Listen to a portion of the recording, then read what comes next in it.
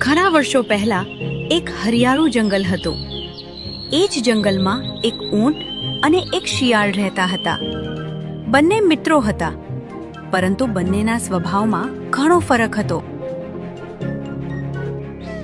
ઊંટ ખૂબ સીધો, ભોળો અને દિલથી સારો હતો.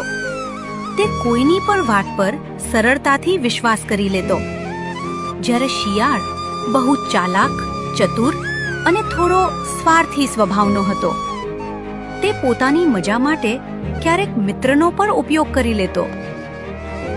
એક દિવસ બપોરે શિયાળે ઊંટને કહ્યું, મિત્ર ઊંટ, મેં સાંભળ્યું છે કે નદીની પારના ખેતરમાં ખૂબ મીઠી અને રસદાર શેરડી ઉગી છે.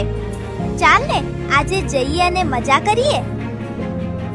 ઊંટે આકાશ તરફ જોયું અને કહ્યું, પણ શિયાળભાઈ, નદી બહુ ઊંડી છે, આપણે પાર કેવી રીતે જઈશું? શિયાળ તરત બોલ્યો, અરે, તું તો ઊંચો અને તાકાતવર છે. તું નદીમાં ચાલતો જઈશ અને હું તારી પીઠ પર બેસી જઈશ. બંનેનો કામ થઈ જશે.